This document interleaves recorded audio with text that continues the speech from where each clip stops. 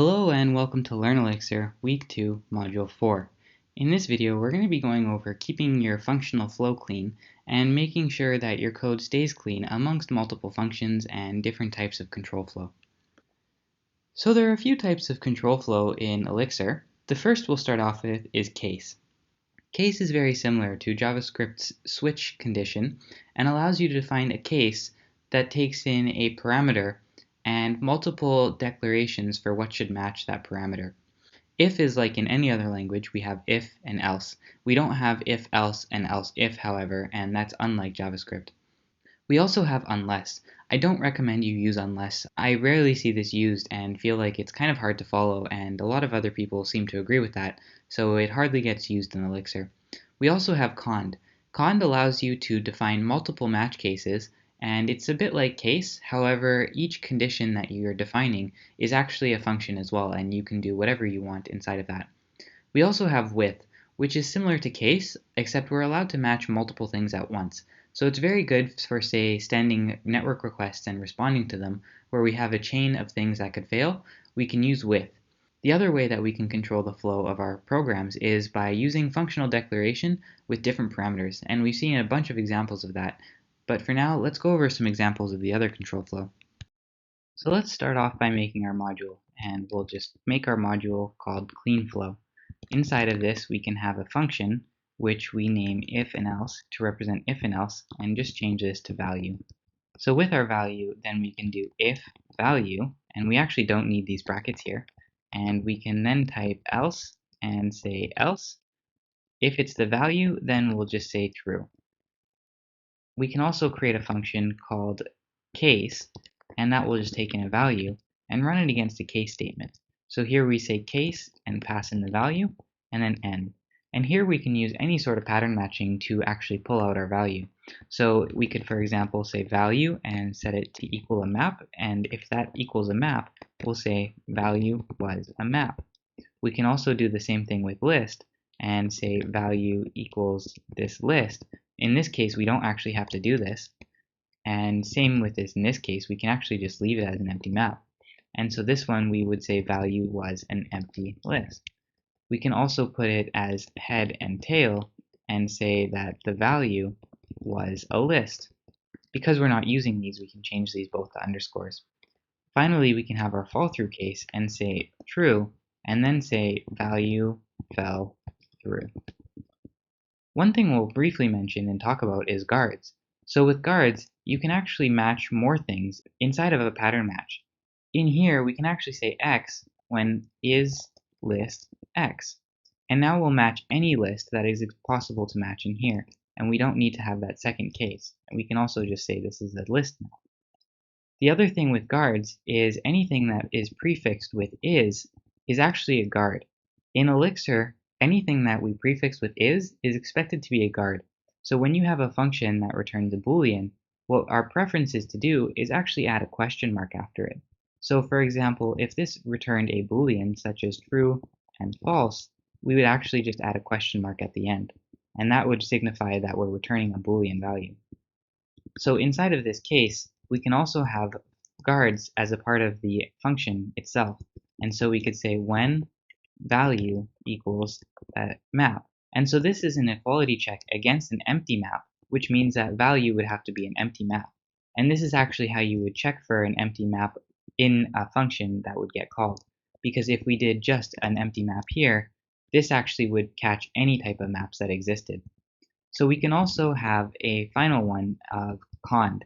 So with our con, we can take in a value again, except in this case, our cond, do, and end takes in either functions or equality checks to make sure that it works. And it evaluates based off of whether or not the result is true or false. So for example, if we had value equals 1, then we could say the value was 1. We cannot do pattern matching in this where we say just an empty map and then pass it through. That won't work. We have to actually specify the full condition match. In case we want to fall through, we can also say true and say value was anything. We can put multiple clauses in here and really have as many as we want. So we could even say value and say is nil. And so if we have a nil value, then we can just pass in value was nil. As you can see, this is nil value is also a guard, so we could use this as a guard even up here instead of down there, and we could say when is nil value, and we could move this to a completely separate function. I will note that you can actually do this with equals signs as well, and there's a bunch of other keywords and functions that work in guards. To check this out, just check out the guards module in Elixir docs. We're going to delete this for now, and what we're going to do is head over to IEX and test this out. So now that we have IEX open, we're going to compile our clean flow.ex file. And so now we have our clean flow, and we can do our if else and pass in a value, and this value I'm just going to set as a string. And because our string is a value, it'll return true. But if I were to return null, for example, this is going to return false. We also have our case, which we had set up so that if we pass in a map, it'll tell us it's a map. Similarly, if we pass in a list, it'll tell us if it's a list. Or if it's a value that we didn't pass in at all, it's just going to fall through. In this case, we actually forgot to set up the fall through case, so it actually is causing an error for us. Let's check this out. So we'll go back into our clean flow file and see that we set up true here, and that's not actually the correct thing to do. We need to set up an underscore, because when we're pattern matching, it's actually an underscore that matches any value, otherwise we were looking for the direct value of true. So we can go back to the IEX shell now and test this out again. And so when we compile our file and pass in our case with anything, the value fell through. So let's try this again with our cond. And with our cond, we have some matches against an array. And with our cond, we have some matches against anything. We also had some matches that if it was 1, the value was 1. Our last match that we had was nil, and so if the value is nil, we see value is nil. Let's take a look at how the with statement works and how it can be used to chain together some of these things that happen. So with the with statement, we can delete all of this and define our function as with example. And in this case, we can have a with statement that takes true as the first value from, say, params.a, and as the second one, we can say false from params b. And as a third, we can say okay from params c. And we put a do and an end.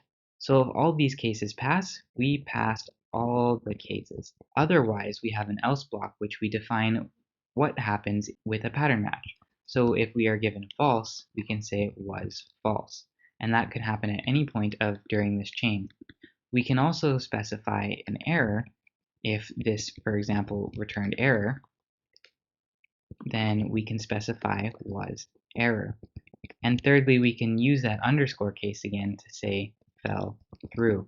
Ultimately, this is just a pattern match. When you see this symbol here inside of a case statement or inside of a with statement, it means you're pattern matching. This one is almost like an inverse pattern match, where we're pattern matching for this based off of this param. And we can even do this with guard statements and say, for example, value when is list, and put in value. And we can say that is equal to params d.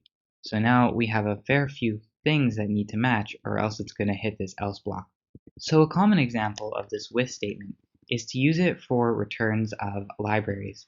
With libraries and with things that return errors, we often see the pattern of using a tuple of OK and the value, or if we have an error, we'll see error and the message.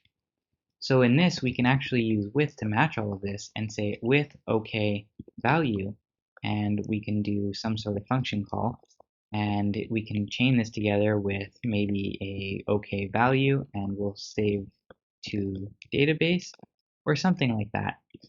This is very powerful and allows us to do multiple clauses, and say we don't define an else at all because these functions define their own errors, then whatever error it is occurred first will pass through to the else and get returned, and we don't even have to define that. So with is very powerful and allows you to chain together multiple calls that you're not sure if may fail or not, and it is very useful for things that are interacting with third-party libraries. Another thing that we have to keep the flow of our code clean is pipes. So pipes is done by using this syntax here that is a single line with an arrow. And this allows you to pipe one value into another. So you could pipe A into B into C. And that allows you to have different functions that are piped together and is very clean and easy to read.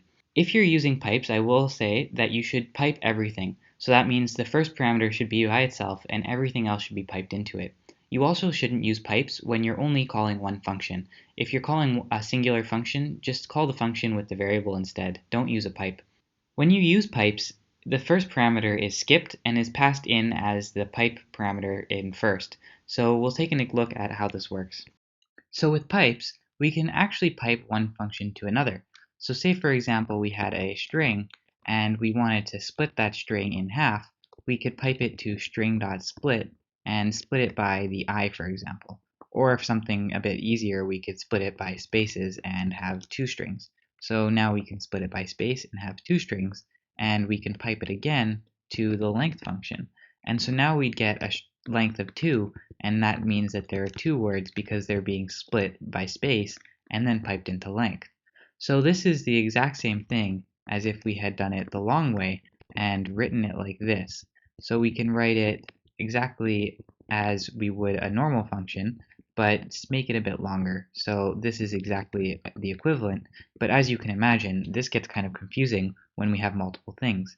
So say we wanted to check that this is greater than 2, we could say the length is greater than 2, and if we wanted to check that that was true, we could say all of this is equal to true. And so this looks fairly complex, but if we revert it back to what we had before, we can use pipes to make it a bit cleaner. So we could say kernel dot greater than and 2. And so now we're checking to see that it's greater than 2. And similarly, we could also say kernel dot equals true. And now we have all of our stuff in one pipe, and it looks very clean and easy to use. Pipes are given the first argument, and the argument we see is actually the second argument. And that includes when we have multiple arguments. So if we had more arguments like this, and it was a 4-parameter function, the first parameter would be our string, and the second parameter, third parameter, and fourth parameter.